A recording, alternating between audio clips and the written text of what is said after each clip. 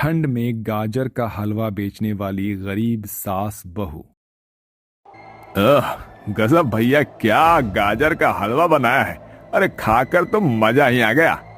जहां एक तरफ गरीब मजदूर कड़कड़ाती ठंड में कोयले के पत्थर तोड़ रहे होते हैं, वहीं कोयले की खान का मालिक मणिक लाल गद्दे पर बैठा गाजर का हलवा खा रहा था। उसी में से एक मजदूर था भोला, जो ठंड में कपकपाए जा रहा था। आज तो बड़ी ठंड है भैया, ऐसा लग रहा है जैसे शरीर का खून जम जाएगा। तभी मानिक लाल उस पर चिल्लाकर बोलता है, अबे ओ ससुर के नाती, बाप की बारात में आया है क्या है? वहां सारे काम कर रहे हैं और तू यहाँ मस्ती मार रहा है। मालिक, बहुत सर्दी है, हाथ पांव सुन्न हो गए हैं, स्वेटर भी नहीं है। तो तू कमा कर करता क्या है? रोज रोज इसी एक फटे पजामे में आ जाता है। रोज दिन के सिर्फ 70 रुपए की दिहाड़ी में क्या होता है मालिक, उससे मेरे परिवार का पेट भी नहीं भरता है। ये दुखड़ा मेरे आगे मत रहो, ज्यादा पैसे चाहिए तो कहीं और जा और काम देख ले। ये गरीब भोला की मजबूरी थी, जो रोज उसे भूख और रोटी के लिए वहां खींच लाती थी, क्योंकि वो जानता था कि इस दुनिया में उसके जैसे न जाने कितने गरीब लोग काम के भूखे बैठे हैं। दिन भर खटने के बदले दिहाड़ी के 70 रुपए से दाल चावल खरीदता था वो। लगता है आज आसमान से आफत बरसने वाली है, कितनी जोर जोर से बादल गरज रहा है। तभी बारिश आ जाती है और भोला भीगा कांपते ठिठुरते अपनी झोपड़ी में लौटता है, जहां उसके बूढ़े माँ बाप, एक 5 साल की बेटी और गर्भवती बीबी भूखे उसका राह देख रहे थे। माँ देखो, बाबूजी आ गए। अम्मा, बहुत ठंड लग रही है, कुछ उड़ा दो ना। सुबह तक भोला का शरीर तेज बुखार से तपने लगता है और कई दिन काम पर नहीं जाने की वजह से घर में दाने दाने के लाले पड़ जाते हैं। तभी गांव में गाजर का हलवा बेचने वाला आता है। ए गाजर का हलवा खा लो भैया, शुद्ध घी में बना, खोया पिस्ता बादाम काजू वाला गाजर का हलवा। ए बोलो गाजर गाजर गाजर का हलवा ले लो। माँ, दादी माँ, मुझे भी गाजर का हलवा खाना है। देखो सब बच्चे खा रहे हैं। हलवे के लिए मुनिया को ललकता हुआ देखकर सुधा का मन दुख से भर जाता है। मुनिया, दादी माँ और माँ के पास अभी पैसे नहीं हैं। जब पैसे आएंगे तो मैं बना दूंगी हलवा।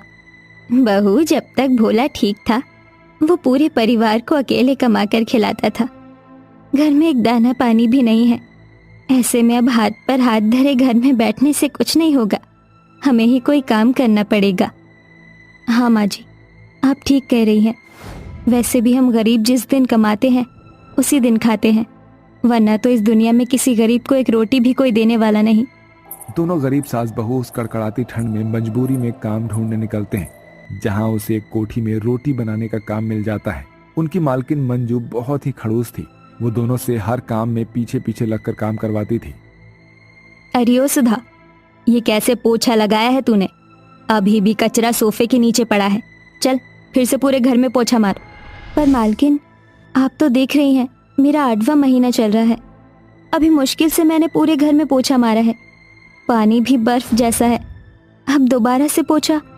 हाँ तो क्या, पैसे भी तो दे रही हूँ, फ्री में थोड़ी लगवा रही हूँ। बेचारी सुधा दूसरी बार पोछा मारती है। पानी एकदम बर्फ जितना ठंडा होता है, जिसकी वजह से उसकी रूह सिहर जाती है। सुधा, देवकी। जी मालकिन। ये लो गाजर और एकदम साफ सुथरे तरीके से बढ़िया सा हलवा बना दो। घी, काजू, बादाम, पिस्ता, खोया सब रसोई में रखा है।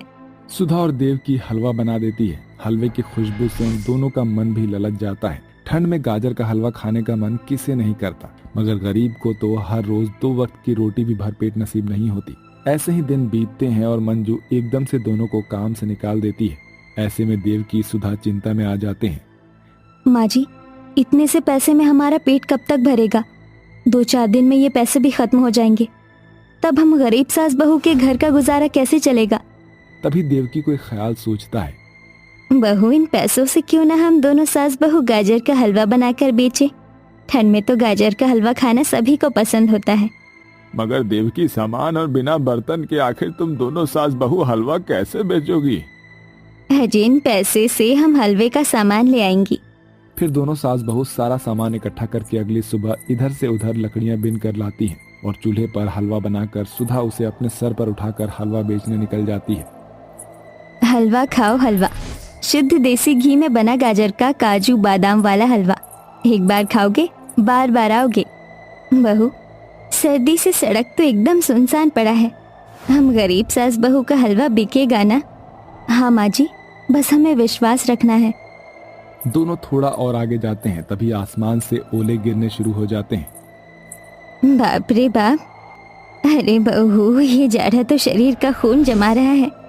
माँ जी, आप घर जाइए, इस बुढ़ापे में आपके शरीर के लिए ठंड ठीक नहीं। मैं हलवा बेच कर आऊंगी। देवकी को घर भेजकर सुधा कड़कड़ाती ठंड में फुटपाथ पर बैठी हलवा बेचती है। अभी तक जरा भी गाजर का हलवा नहीं बिका है।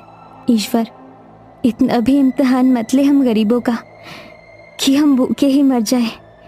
तभी आंसू पोंछकर सुधा फिर से गाजर का हलवा बेचती है। गाजर का हलवा ले लो, स्वादिष्ट गर्मा गर्म गाजर का हलवा। तभी गाजर के हलवे की खुशबू से एक आदमी उससे गाजर का हलवा खरीदता है।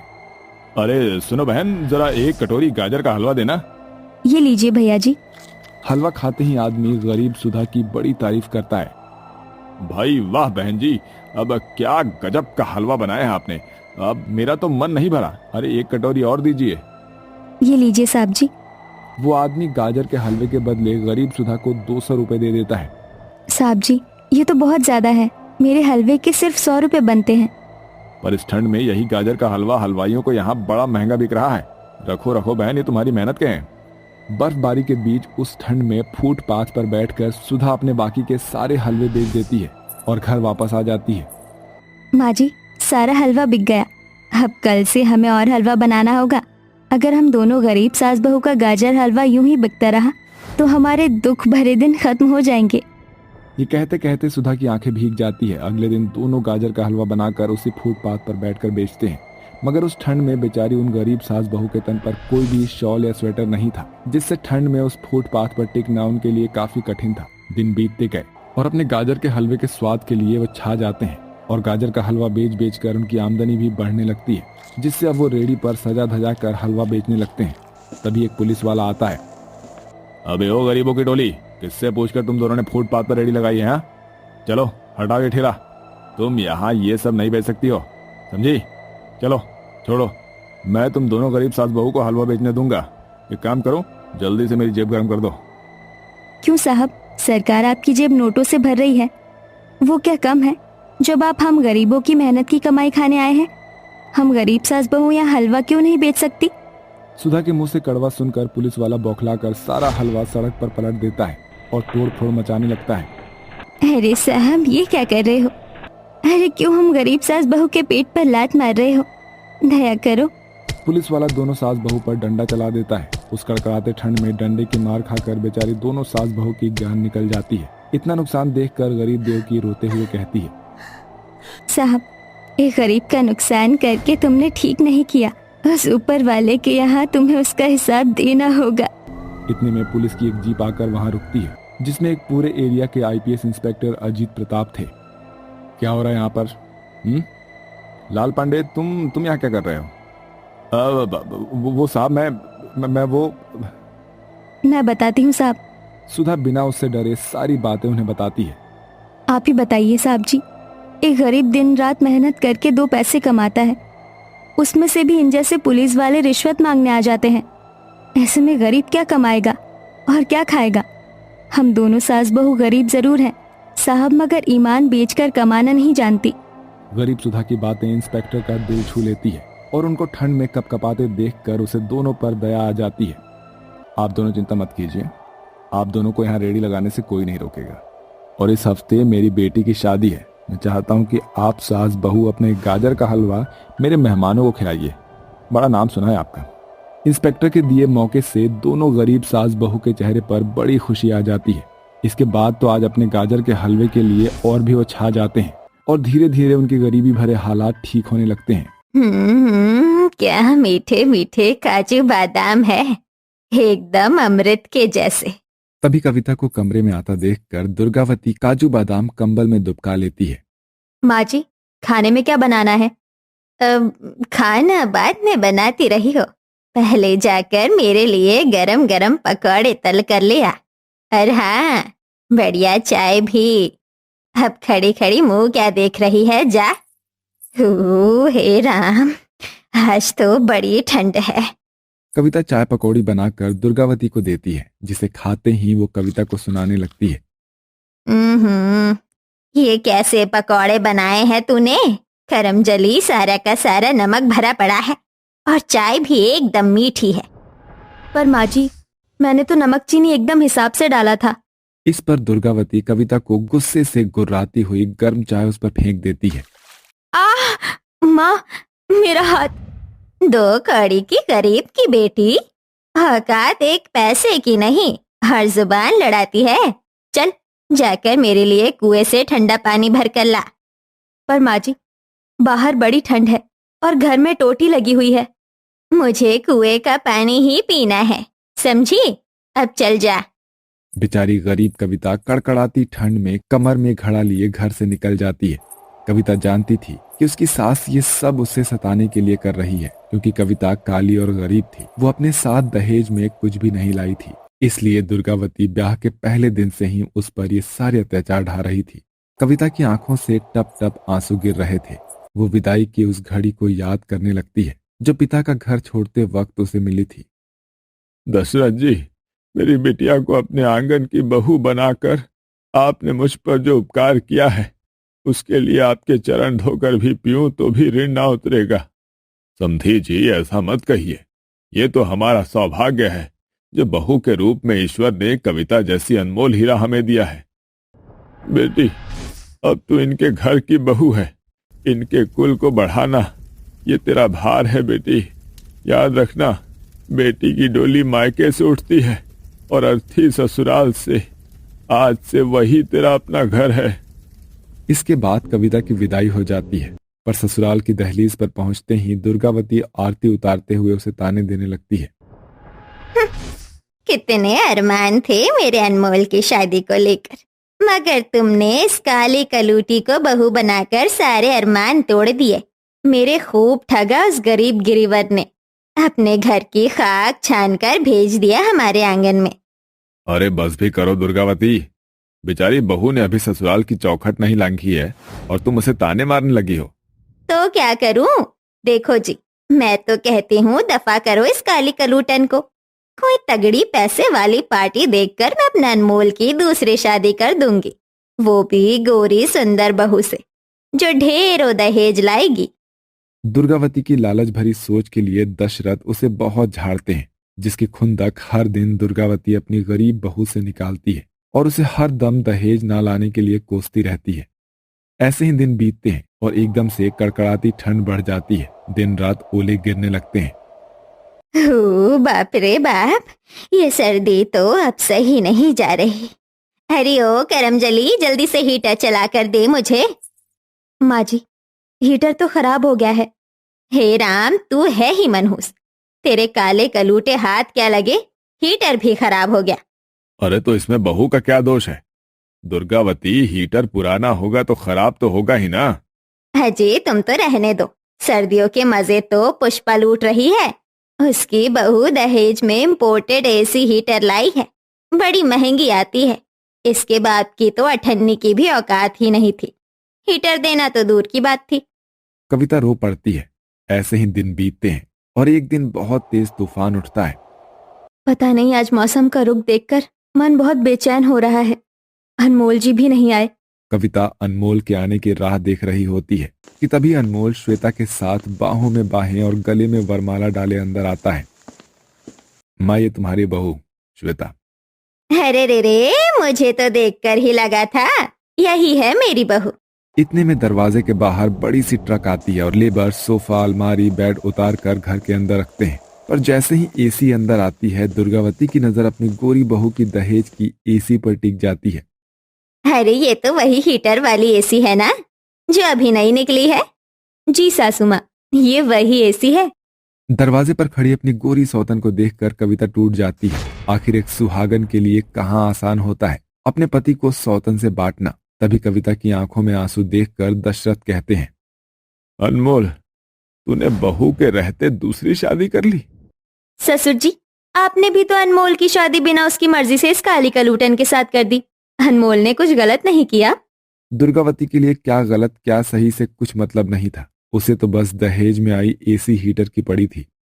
अरे बहू, ये हीटर मैं अपने कमरे में लगवा लेती हूँ। जी नहीं सासू माँ, ये एसी हीटर मैं अपने बेडरूम में लगवाऊंगी। आप बाकी के दहेज का सामान देख लीजिए, क्या करना है। आपको ठंड लगे तो मेरे कमरे में आ जाना। श्वेता के आने के साथ कविता से उसका कमरा भी छिन जाता है। श्वेता अपने साथ लाए एसी हीटर को कमरे में फिट करवा लेती है और दोनों बड़े सुकून से एसी हीटर में सोते हैं। वहीं कविता रात भर ठंड में आंगन में बैठी रोती रहती है। उसके तन पर एक झीनी सी साड़ी के सिवा स्वेटर तक भी नहीं था। सुबह उठते ही श्वेता रजाई में पड़े पड़े चिल्लाती है, अरे ओ मेरी काली सौतन, कहाँ है तू? हाँ कहो श्वेता। जाकर मेरे और अनमोल के लिए बढ़िया सी चाय बना कर ले आ, मलाई मारकर। कविता किचन में आती है जहां पूरी रसोई गंदे बर्तनों से बिखरी हुई होती है। वो बेचारी कपकपाती हुई ठंडे बर्फीले पानी से बर्तन मांज कर चाय बनाकर लाती है। श्वेता, तुमने बताया नहीं कैसी रही कल की रात? उफ, अनमोल तुम भी ना, बहुत अच्छी थी।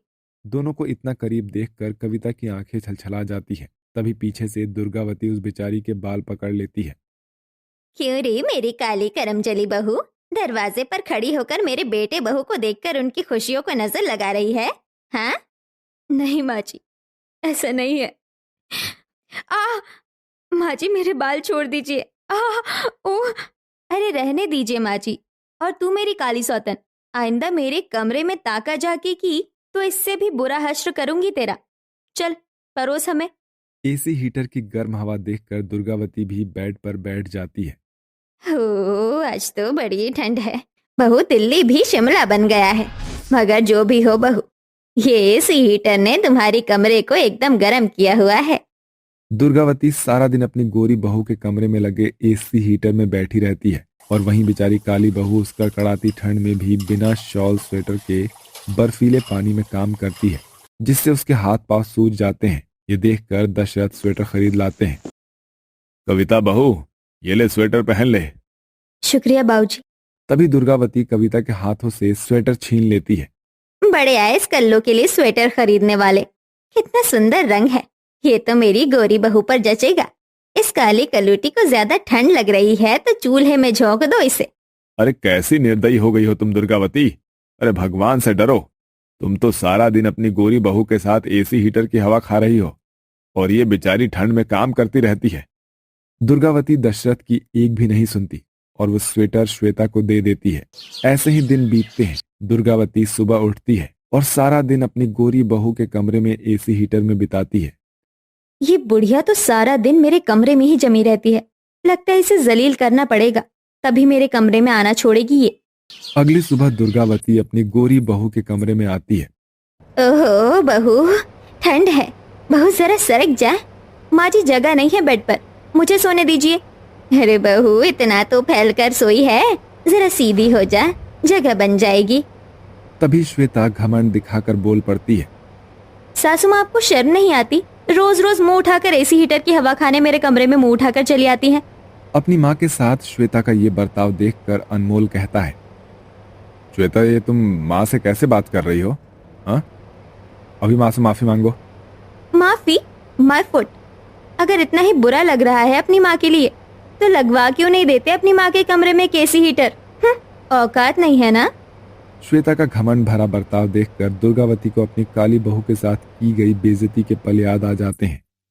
मैंने कविता बहू को हरदम ताने दिए, मगर उसने मुझे पलटकर कभी जवाब नहीं दिया। मैं उस बेचारी को बार बार बेइज्जत करती रही। कविता बहू, मुझे माफ कर दे। ये कहते कहते दुर्गावती रो पड़ती है, जिसके बाद अनमोल भी श्वेता को छोड़ने का फैसला लेकर अपनी गलती सुधारता है। आखिर में कविता को उसके ससुराल में वो प्यार और स्वाभिमान देखने को मिल जाता है जिसकी वो हकदार थी।